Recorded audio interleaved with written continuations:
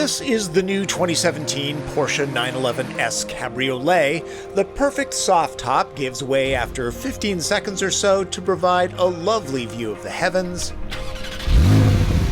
With a sound better than any harp, look closely at the classic shape and you'll see the front and rear fascias are new, the intake is oriented to gather in more air, and doors have been redesigned.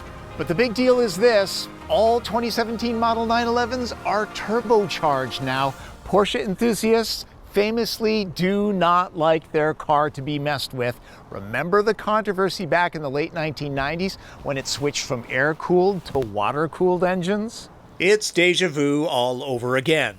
The twin-turbo version of the flat-six engine is new, smaller at 3 liters, and hidden. Fortunately, horsepower is up, now at 420 in the S. What I like about the new engine is that peak torque of 368 pound-feet comes on pretty early in the rev range at 1700 RPMs and then just stays there through 5000 RPM, where the outgoing engine built progressively. No fancy charts, just hand motions.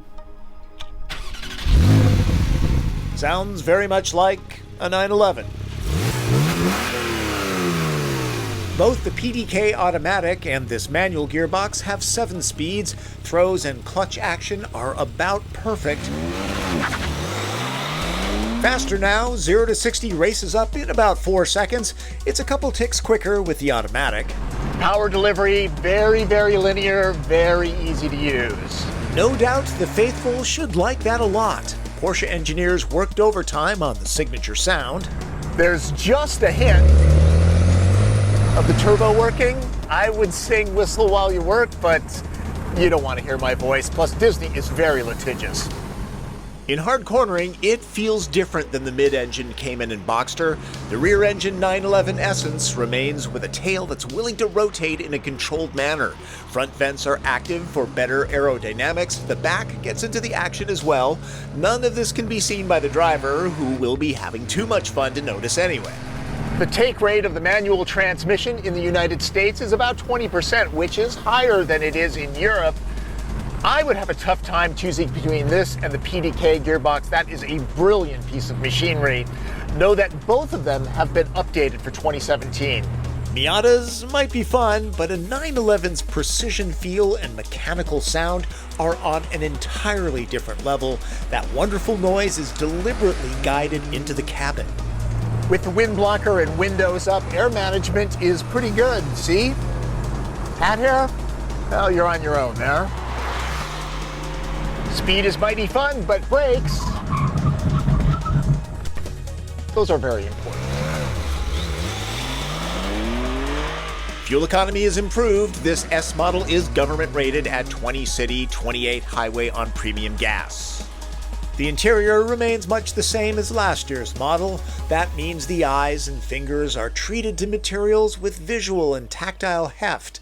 It's not a Porsche without the world's most over-engineered cup holders. These must cost $1,000 to build. Something to please all Porschephiles?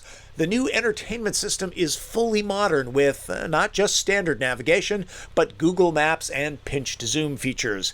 Apple CarPlay simplifies things so you can concentrate on driving. Steep driveways will no longer keep people from owning a Porsche. I've brought 4 packs out. Always the optimist. The frunk is roomier than you might expect. 2 carry-on suitcases will fit. Anything else will need to go in the back seat. I use the term loosely. Lots of plumbing for the turbos can't be seen. The air comes in through the redesigned grate, gets used up, and is then sent on its way out these vents down here. While all 911s have turbos now, there is a turbo model that gets vents on the fenders to signify the extra power it produces over the turbocharged, but not a turbo model versions. I think you know what I mean. With 540 horsepower and up to 523 pound-feet of torque, the turbo starts at $160,000. Most will probably throw an option or 2 on. There's even a whale tail, though it's kind of subtle. But hey, even the base Carrera owner can say they own a 911 turbo, and they wouldn't be lying. The new 911 starts at about $90,000 for a base hardtop coupe. Access to the sun goes for about $12,000 extra. As tested, this higher performance S model is equipped at the $135,000 level, and it's easy to go north from there. I'm unsure how loyalists will react to the 911 getting turbos across the board. Newcomers? Well, feel free to enjoy the evolution of a legend. I'm lucky enough to drive a Porsche occasionally, but I can't call myself an absolute expert. Truth be told, if I were buying one, the practical Midwest-raised boy in me would go for a Cayman S, graphite gray with red interior, the Sport Chrono package, and probably the PDK gearbox. Personally, I like the mid-engine feel, and those are also going turbo. Hey, buy what you like if you have the cash. I understand why people love the 911. Finally, when I do the TP trunk test, I always park far away to give myself lots of room to set up my tripod and to get away from traffic. When I came out with the 2-ply, this was parked next to me, a 1988 Targa, air-cooled because that's the way they were back then.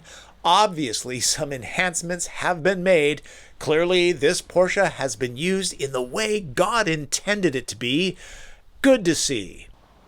There you go, gang. That is my take on the 2017 Porsche 911 Carrera S Cabriolet.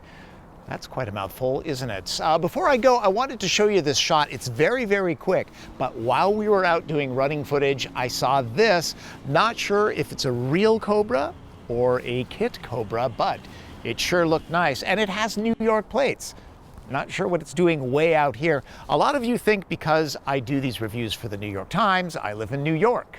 I do not. I live across the country in Washington State, because it's a lot easier to shoot cars here, and a lot cheaper to live too. That's Driven. I'm Tom Voelk.